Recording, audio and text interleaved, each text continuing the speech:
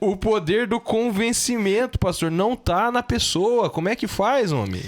Pois é, mas infelizmente, William, parece que tem gente que não quer entender isso, né? Primeiro que na igreja primitiva, um dos maiores agentes de conversão em massa das pessoas não era a forma que eles pregavam.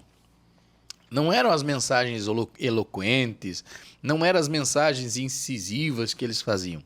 A história da igreja diz que a maior conversão trazida pela maioria era o testemunho dos apóstolos.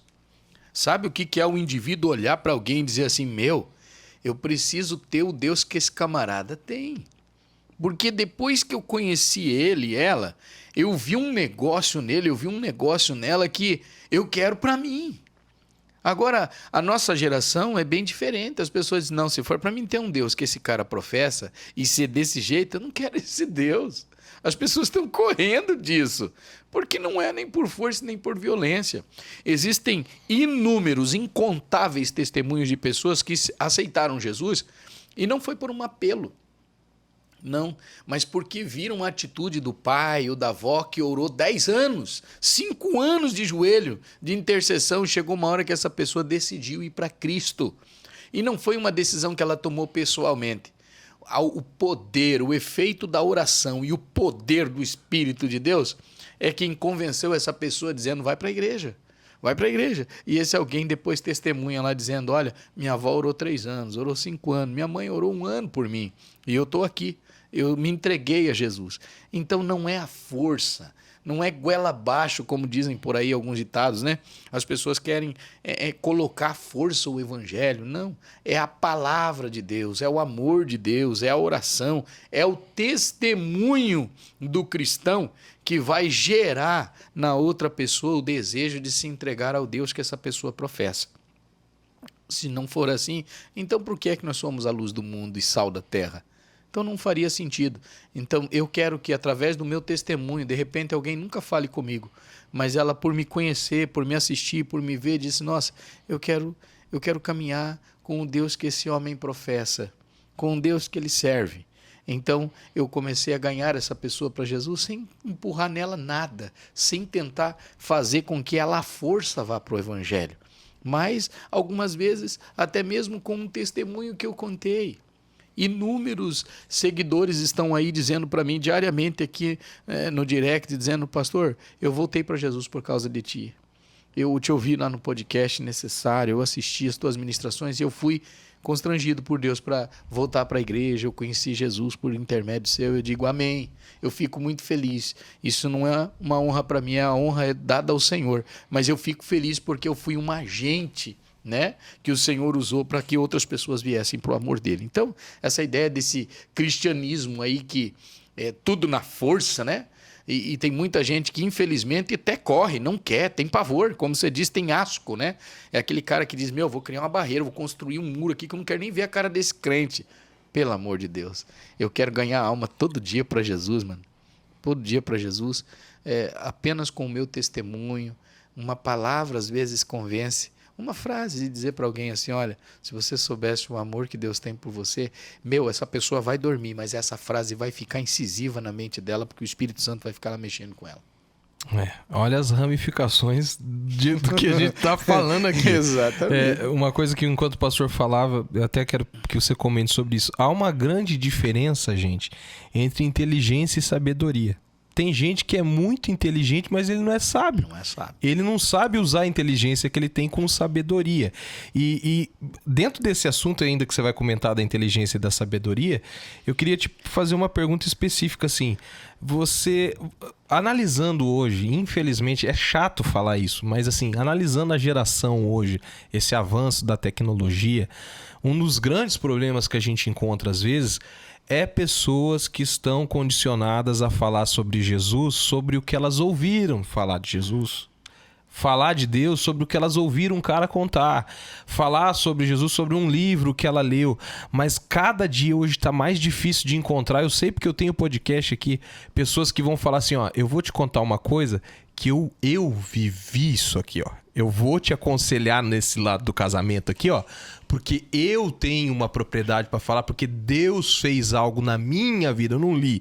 Você acha que dentro desse processo, inteligência, sabedoria e esse avanço da galera mais querer ouvir do que viver, vai ser quebrado em certo momento, ou a tendência disso é só aumentar e, infelizmente, a gente ficar fadado a ouvir coisas que a gente, enfim, leu e não viveu?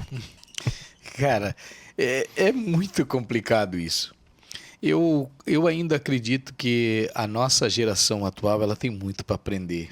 Eu falava ontem com o pastor Denis, o nego beiçudo, falava com ele, né, sobre o que essa geração moderna agora... Ele tava triste ontem, tava né? vivendo, ele tava muito triste. Você me mandou ontem, um áudio lá da casa dele. Ontem eu fui na casa dele e eu gostei de lá, hein? Eu gostei muito lá e... Eu acho que a final eu vou assistir lá no Marlon. Acho que vai dar certo, hein? Vai ser bom. Vai ser bom, né? Vamos pra lá, vamos assistir lá.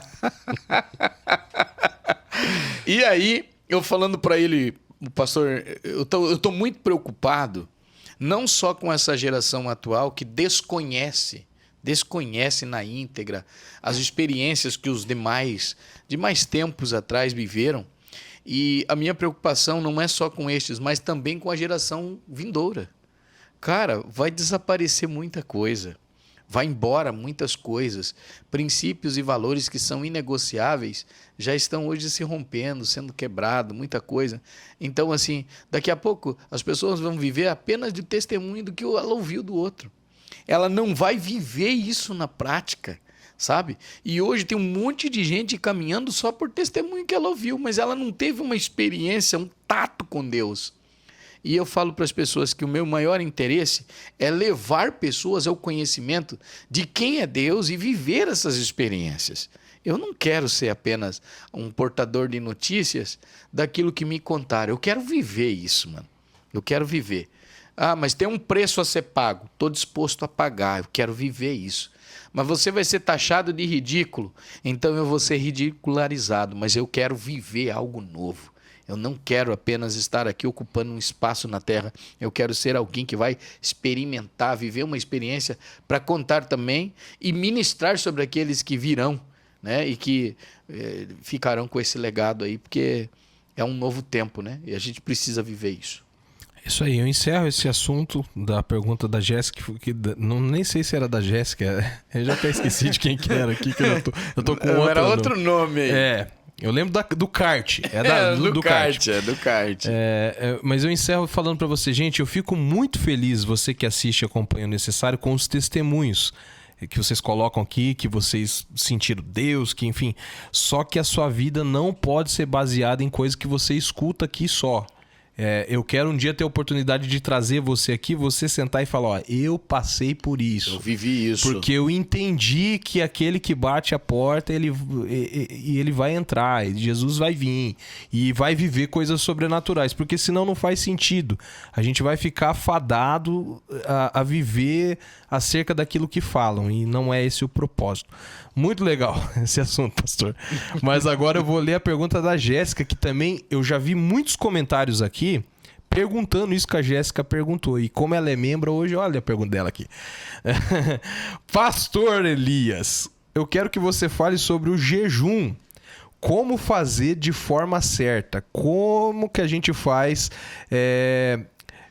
coisas que devemos fazer e coisas que podem anular o nosso jejum. Se o jejum é válido quando tiramos apenas uma refeição, por exemplo, o jejum de Daniel, posso tirar apenas uma refeição durante 21 dias. Qual a diferença entre jejum e consagração? Olha aí que pergunta. Essa aí quem perguntou... Foi a Jéssica Lemos, a Jéssica. Ô Jéssica, que o Senhor te abençoe grandemente, muito boa pergunta, também é dúvida de muita gente, né? Essa questão do jejum, tem muita gente que não sabe discernir isso, interpretar essas questões de jejum. Tem gente que jejua para isso, por aquilo. A grande verdade é que a vida, o jejum, é uma vida de entrega para o Senhor. É uma vida de consagração. A gente não jejua só quando quer alguma coisa. Pelo amor de Deus. Tudo bem, existem aquelas igrejas que a gente vê aí, né? O jejum disso, daquilo, né? Das causas não sei quantas e tal. Ok, é bem-vindo, é válido. Mas que o jejum não deva ser interpretado que ele é útil apenas para impossibilidades. Mas que o jejum seja uma maneira diária de vida e de entrega com Deus. Por isso não é fácil. Quem leva uma vida de jejum e oração, meu irmão, é quase dizer assim que não existe impossibilidade alguma para essa pessoa. Por quê? Porque o jejum, a oração, a leitura da palavra, ela é uma alavanca que te coloca diante dos céus. É a minha compreensão, eu não li isso em lugar nenhum, é um entendimento, sabe? E eu consigo entender que o que é intimidade? Tem muita gente que diz assim, o que é intimidade? Vamos imaginar que a intimidade é andar perto de alguém, ser íntimo de alguém. Pronto? Ok. Com Deus, eu posso ser íntimo dele? Claro que eu posso. Eu posso andar próximo dele? Claro que posso. Aqui é que está a grande verdade. Só que Deus está lá, eu estou aqui. É diferente. Aqui na Terra, falando de uma forma horizontal, né? Nessa horizontal, vamos dizer assim. Então eu consigo me desprender tendo um elo de intimidade com alguém, caminhando com esse alguém, eu procuro essa pessoa, eu me relaciono com ela, gero com ela. Ela está na mesma atmosfera que eu, ela está no mesmo nível que eu, caminha na mesma terra, matéria-prima como eu. Agora, veja eu tendo uma intimidade com Deus. Eu, humano, pó, né, que se tornou um barro, um boneco, um ser humano. Agora, ter intimidade com um Deus que é espiritual, tá? Espiritual. É possível um terreno caminhar com o espiritual? Você veja que demanda, são duas esferas diferenciadas. Não tem como o abstrato caminhar com o concreto. Não tem como, ó. Concreto, abstrato, nada. Um espírito, um vulto. Peraí, mas eu estou caminhando com um vulto, eu não tenho nada. É abstratismo demais. É um absolutismo, não tem dúvida. Eu estou andando, mas cadê? Eu não estou vendo ninguém. Eu não estou tendo ninguém. Só que Deus, ele é tão tremendo que quando fez o homem, gerou nele, fez nele, criou nele o coração. O coração, hoje, é o portal pela qual Deus se relaciona com o homem. A partir dali, o homem se tornou um ser ente espiritual. Explico. O que é um ser ente espiritual? É um humano de carne e osso, só que tem dentro dele uma ramificação do céu. Ele tem a parte espiritual com ele. É daqui para lá que vai se comunicar com Deus. Então, só por esse mecanismo eu vou ter intimidade com Deus. É daqui, tá, que vai proceder as fontes de vida eterna, vão sair daqui. É o meu relacionamento. Quando ainda nas cartas do apóstolo Paulo, e há quem vá dizer depois que é heresia, mas eu não estou preocupado com isso, eu sei o que eu estou falando. Antigamente, lá dentro daquela ideia de fazer um pacto com Deus, o que acontecia na questão pactual ali? O camarada tinha que viver ainda no Velho Testamento, né, a circuncisão, que tornava esse alguém puro, tornava esse alguém num pacto, né? O pacto da circuncisão, que Deus me livre, a graça conseguiu, né, eliminá-lo. Jesus veio e cumpriu, que senão nós estávamos mortos. Então, a partir daí, o apóstolo Paulo escreveu aos Romanos, dizendo que a circuncisão não é mais feita como antes. A circuncisão passa a ser no coração do homem agora. O pacto está aqui, ó. Está aqui no coração do homem. Só que como que mesmo assim eu vou ter intimidade com Deus? Quando eu jejuo, quando eu oro, quando eu sou um leitor devocional de Bíblia, a minha vida é uma vida de entrega, isso vai se enchendo no meu coração, a minha vida vai se tornando uma vida de alguém que vai permitindo que o espiritual domine o físico. O que é isso? Para pensar comigo, William. Um cidadão, um ser humano que é tomado por uma ação espiritual. Parece que a carne vai se decompondo e dando lugar ao espírito. Por conta disso, você vai encontrar pessoas no teu dia a dia que você vai olhar nelas e você vai perceber que ela tem uma personalidade que é diferente do homem humano.